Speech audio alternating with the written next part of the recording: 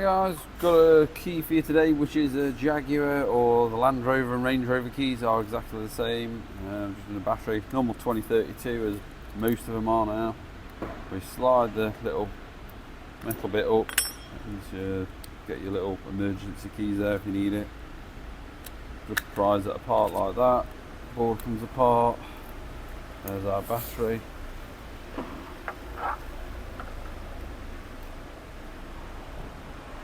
Slide it out like that, slide the one in like so. Just sits on a little locating peg.